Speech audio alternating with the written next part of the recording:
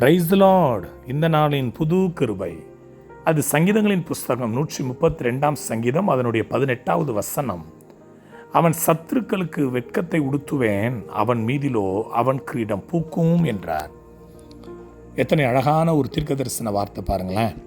உங்கள் சத்துருக்களுக்கு வெட்கத்தை உடுத்துகிற அதே நேரத்தில் கர்த்தர் உங்கள் தலையில் அவருடைய கிரீடத்தை வைத்து ஆசீர்வதிப்பது அதிக நிச்சயம். உங்கள் கிரீடம் உங்கள் தலையிலே பூக்கும். உதாரணத்திற்கு ஆமான் எப்படியாவது முருகதாயை காலி பண்ணணும்னு நினச்சான் பாருங்களேன். அவனுடைய சூழ்நிலைகள் எல்லாம் அவனுக்கு சாதகமாக இருந்ததை போல அவன் நினைத்து கொண்டிருந்தான். முருகதாய் அவனுடைய வேலையை சரியை செய்து கொண்டிருந்தான். கர்த்தரை தேடுவதும் உபவாசம் பண்ணுவதும் எஸ்தரை ஊக்குவிப்பதும் அவனுடைய வேலையை அவன் சரியாய் செய்து கொண்டிருந்தான். ஆமான் தூக்குமரம் செய்து எப்படியாவது இந்த முருகதாயில தொங்கவிட வேண்டும் அப்படின்னு சொல்லி நினச்சி பல ஏற்பாடுகள், பல சந்தோஷம் அவனுக்குள்ள. ஆனால் வேதம் சொல்லுதுங்க, எந்த தூக்கு மரத்தை ஆமான் செய்தானோ அதே தூக்கு மரத்தில் அவன் தொங்கினான். இதுதான் ஜட்ஜ்மெண்ட்.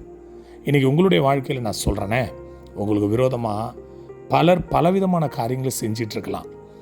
உங்களுக்கு விரோதமாக புறங்கூறலாம், பேசலாம், உங்கள் ஊழியத்தினுடைய வாசனையை கெடுக்கணும்னு நினைக்கலாம். செய்யாத தவறை செய்ததை போல 4 பேரை வச்சு பேச வைக்கலாம். ஆனால் இன்றைக்கி ஒரு தீர்க்க தரிசனமான ஒரு வார்த்தை வேதம் சொல்லுது இல்லையா, என் சத்துருக்களுக்கு முன்பாக ஒரு பந்தை ஆயத்தப்படுத்தி என் தலையை எண்ணெயால் அபிஷேகம் பண்ணுகிறார், என் பாத்திரம் நிரம்பி வழிகிறது. எத்தனை அழகுள்ள வார்த்தை. அதே போல் ஒரு வார்த்தை தான் இது.